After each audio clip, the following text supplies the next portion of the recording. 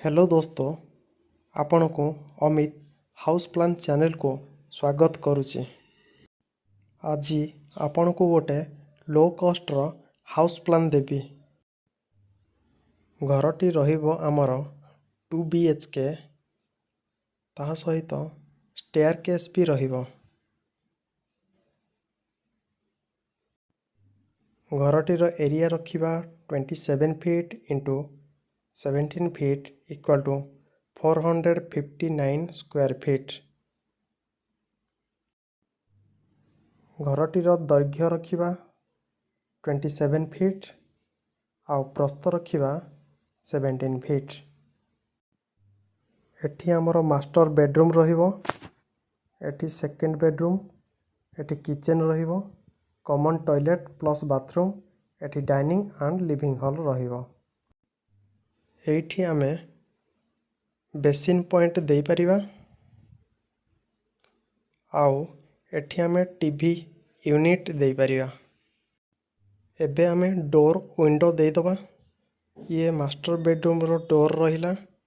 Door size 3 feet 6 inch रखिबा। Door size 3 feet 6 inch.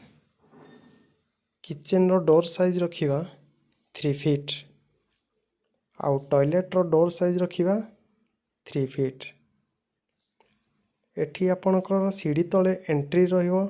Entry gate size 4 feet रखिबा। Master bedroom रो window size रखिबा 4 feet. एठी window, kitchen window, window, एठी ventilation, dining window size 5 feet रखिबा। आपण मो YouTube channel को subscribe करि दियंतो। एठी आमे सीढ़ी को चढ़िबा,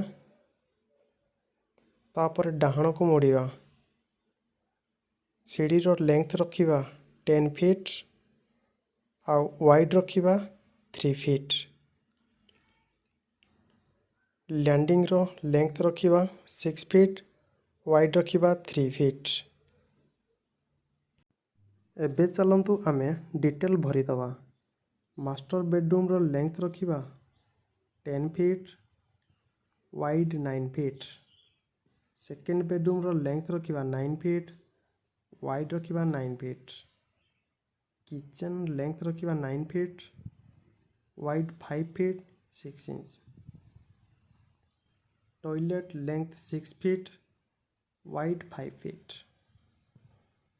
डाइनिंग हॉल रो लेंथ रखिबा 9 फीट 6 इंच, वाइड रखिबा 6 फीट। आपणकर टोटाल कॉलम रहिबो 12टी आउ इनर वॉल आमे 5 इंच रो देई परिबा, आउटर वॉल 10 इंच रो देई परिबा। Thank you for watching this video and subscribe our channel for more updates.